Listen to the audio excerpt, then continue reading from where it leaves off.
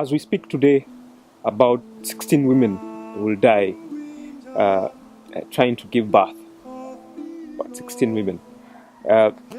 About 50 children, close to 50 children will be born with HIV. 1 in every 19 children that are born will not make it to 1 year. And about one child in 11 children will not make it to the age of 5.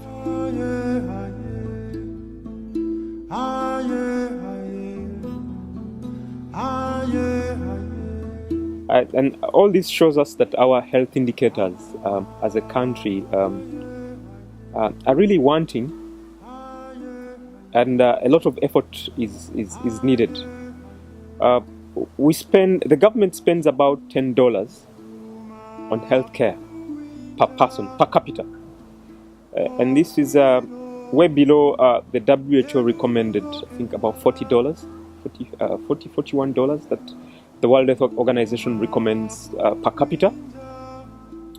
But even then, our biggest burden is on communicable diseases. Most of the challenges we have are diseases that are easily preventable. The health issues we have in the country are really easily preventable. 320 people will actually die with malaria today. Unfortunately, at least 1 in 2 patients who will go to a health facility will not get the medicines that they need. Medicines are also quite expensive in the country compared to international reference prices, at least 3 times more expensive compared to international reference prices. And the big pharmaceutical companies are also not doing us a lot of favor with the branded medicines. I'll give you an example of Ciproxin from a German company, Bayer. Ciproxin costs about 120,000 Ugandan shillings, per dose, and that's about 50 to 60 US dollars a dose. And a generic equivalent of these from the cheaper generic companies costs about $1. The big companies are much more vulnerable to critique in their home country, that's in this case often Germany, than when an NGO in Africa is demanding changes from such a big company. They laugh about it, because there's little public and there's little pressure.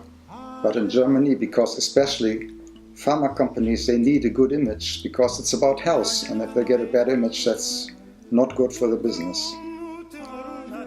Uganda has a lot of health problems, obviously. It's a very poor country and a lot of diseases. Malaria is only one example, but also diarrhea is a very big problem in that country, and many other tropical diseases, tuberculosis, AIDS. And the special problem in Uganda compared to Brazil or India, for example, which we surveyed before, is that there are few drugs available only. So the German companies don't even sell many drugs there because they don't think this is a very lucrative market. And that's one of our major concerns. It's not only that some of the drugs they sell there still are not very useful, but they have also very little useful drugs for sale. Well, we are covering a number of issues. It's not only critique of products of specific companies, but we're also talking about general politics. And as you may know, politics of industrialized countries have a lot of influence what happens in poorer countries of the world. So especially trade policies may have a very big impact, a very big negative impact on developing countries. And if you talk about medicines, then it's very much about access to medicines and prices. And one of the big victories for Big Pharma was the introduction of patents for developing countries. That happened through the World Trade Organization when this organization was founded, which is not so long ago. Big Pharma managed to put that pharmaceutical patents slip in. So any country in the world which becomes member of the WTO has to accept 20 years of pharmaceutical patents. And this created immediately a very big problem for many developing countries. More than 50 countries didn't have patents for medicines. And especially if you're talking about a disease like AIDS, which is quite well treatable. But if you have to buy branded products which are patented, that may cost 10,000 euros per patient and year. And if you know, for example, in Africa, in the public sector, per patient they have about $3 to $5 per person.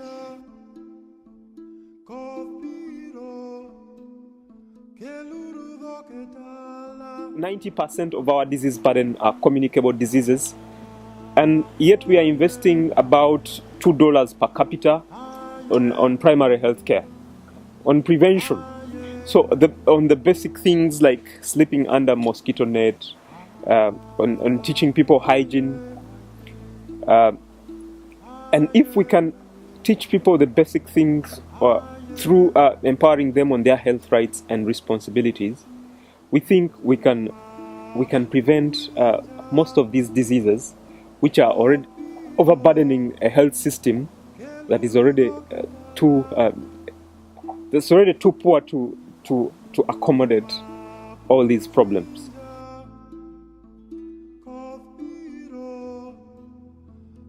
So you can see some of these branded medicines are really too expensive and unaffordable.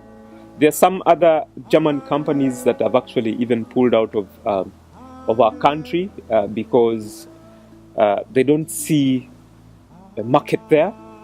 So patients that have leukemia will unfortunately not be able to get the medicines that they need because the companies are actually not in Uganda. They don't see business sense in Uganda. I know that Boehringer is actually also pulling out of the market in Uganda. They don't see a market there. And what does this mean to the last patient? Means that the people that really need this medicine and are not able to afford it will unfortunately probably die.